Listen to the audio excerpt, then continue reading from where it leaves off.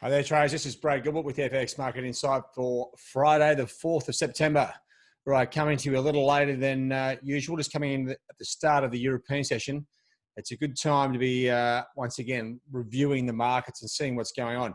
Now, what have we got going? Well, the US dollar index had a little poke to the top side, but with the non-farm payrolls looming, just didn't have the momentum to kick things on, right? So to me, everything, just pretty much across the major currency pairs, is right in the balance, right? This is one of the, normal market conditions. There's a lot of hype around the non-farm payrolls. It's a big, aggressive number.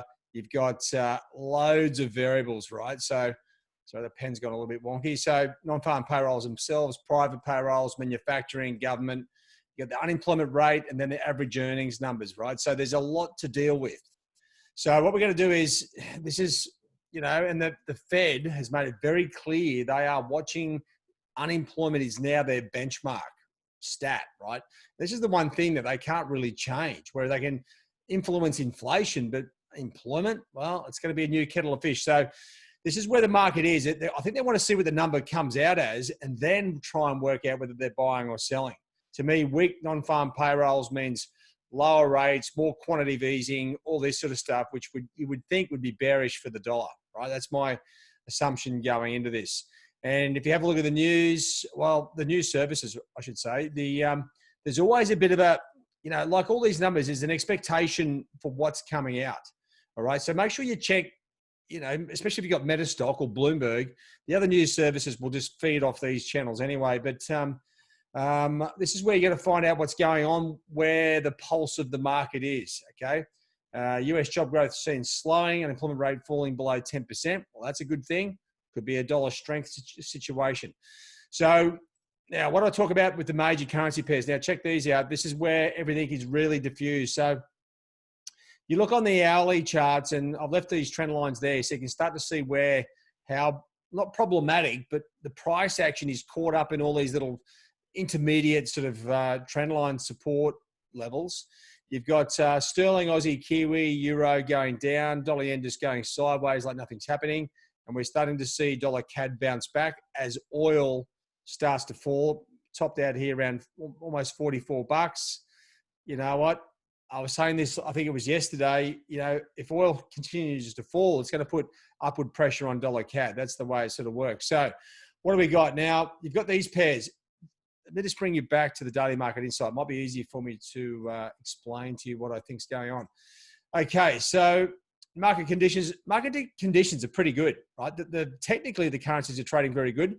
The general risk-on, risk-off sentiment still isn't really in play. We've got a risk-on-off sentiment. The US equities closed down, say, 2%. You'd think these currencies would take a bit of a nosedive, but with the non-farm payrolls looming and everything to play for, they're in the balance. So what have I got? Well, I think there's a potential reversal here. And if I just go down, you'll see the legend there at the bottom. Well, there's a big pen. So you got that, right? So potential reversal. Now, potential reversal in dollar index. What do we mean by a potential reversal? Well, what we're talking about trends and long-term trends. So, there's a potential short-term momentum is up for the dollar index. If we get a positive outcome for the US dollar, well, this current downtrend that the dollar's in will be debunked. It will go up. And that's what we're talking about with reversals. We're talking about a change in the long-term trend. Euro, well, it's not as close for the euro. Sterling is pretty close. Aussie's close. And then the Kiwi's not too far away. There's a couple of pairs here which are very close to sort of crapping back out. Don't forget, we actually at the start of the week, we were super dollar bearish, right? Some positive US dollar macros, some weak European macros. All of a sudden, the picture's changed. And these long-term trends that were pretty much lining up in the balance. So really, the non-farm payrolls comes at a good time where we can actually see what's going to happen with these long-term trends. It may well be, if we get dollar weakness, right, well, then the short-term trend, the dollar's going to go down and all these Euro, Sterling, Aussie, and Kiwi will start to rally, right? And that will go with the trends. And that should sit in the market, I would expect, for at least another week, right? If it reverses, well, you know what? We're sort of playing with sort of all these trend lines on the downside, this is where price action gets a little bit convoluted. Now, what I'm talking about is, see these where the price is actually hugging these trend lines. We almost want the trend lines flushed out, because then it stops all the confusion amongst all the traders and they can see exactly what's going on. If anything, you should already be sort of flushing some of this stuff out. Get rid of the things that don't sort of match up or mean anything to you. That one there, Kiwi, you're probably looking at that support line here, an old previous resistance line now acting as support. Euro, well, you know what? I know it's broken down, but for now, you want to make it very clear where the price is and price action. You're probably just sort of leaving your charts like that. So basically, what you're focusing on, to me, the really important thing is strong US numbers, potential breakdown through these trend lines, right? These are just on the hourlies. Now, if I show you these pairs on the daily charts, you can see here Euro. It's got a bit of a way to go here before it breaks down on the dailies. Sterling, well, I'll tell you what, Sterling's getting pretty close. Now you widen that out, and you're looking at 132.17. Aussie's right there. Aussie could be the best pair to be selling if we get strong US numbers, because it's already just about breaking through that daily trend line. And Kiwi, well, it's got an old resistance line here acting as support, 66.80.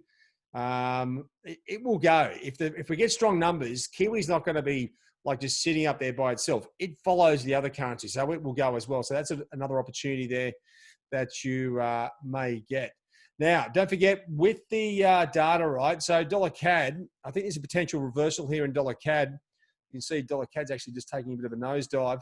Is the US employment and the Canadian employment numbers come out at the same time.